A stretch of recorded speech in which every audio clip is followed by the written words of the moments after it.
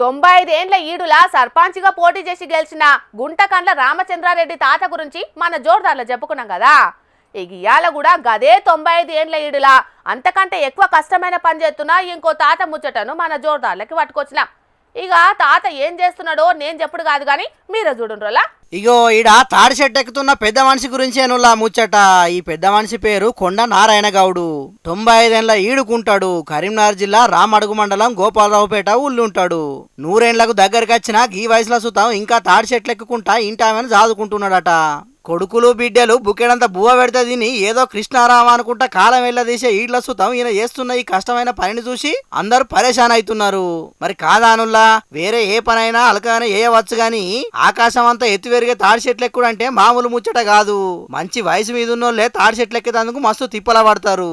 అసొంటిది ఈ పెద్ద మనిషి మాత్రం నడవడానికి చేత గాని 95 ఏళ్ల ఈడులా తాడి చెట్లు ఎక్కుడంటే గొప్ప ముచ్చట్నే. మరి ఈ తాత పోసిన కళ్ళు దాయినాక ఈ అన్న ఏమంటున్నాడో ఇనుండ్రి. తాత కళ్ళు సూపర్ ఉన్నదే. ఇన్నరా అంత జోరుదారుగా ఉంటదట మరి ఈ తాత పోసే కళ్ళు. అందుకే ఆ ఊరోళ్ళు మస్తు తారీఫ్ చేస్తున్నారు ఈ పెద్ద మనిషిని.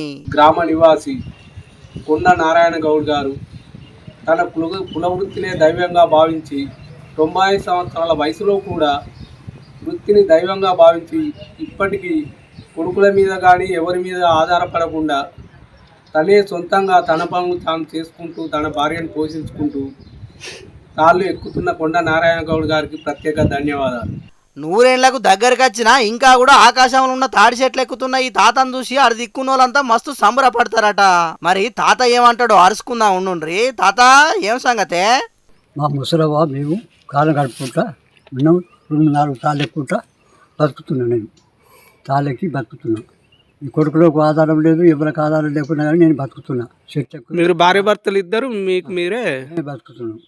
సొంతం బతుకుతే ఏంటంటే కాళ్ళెక్క చల్లగా ఉండాలి, అటు పోతే మంచిగా ఉంటుందని చెప్పి ఆరోగ్యంగా ఉంటుందని చెప్పి నేను ఉద్దేశంగా ఎక్కుంటున్నా. విన్నారు కదా, ఇప్పటికి సుతం ఎవ్వరి మీద ఆధారపడకుండా 4 చెట్లకి 10 రూపాయలు సంపాదించుకొని వాళ్ళ కాళ్ళ మీద వాళ్ళు బతుకుతున్నారట. ఈ తాత మాటలిని 30 ఏళ్ళు ముడ్డి కిందికి వచ్చిన పని పాట లేకుండా అవ్వయ్య సంపాదన మీద ఆధారపడి బతికేటోళ్ళు సిగ్గు తెచ్చుకొని కష్టపడి ఏదో ఒక పని చేసుడు సురువు అయ్యుండ్రు ఇప్పటికైనా. అంతేగాని పాస్ 1 లోడ్ సంపాదిస్తే బంగారు 1 లోడ్ తిన్నట్టు పెద్దలు సంపాదించిన ఆస్తిని రికాంగుకుండి తినుకుంటా ఆగం చేయకుండ్రి. ఏమంటున్నావు? సరేనా?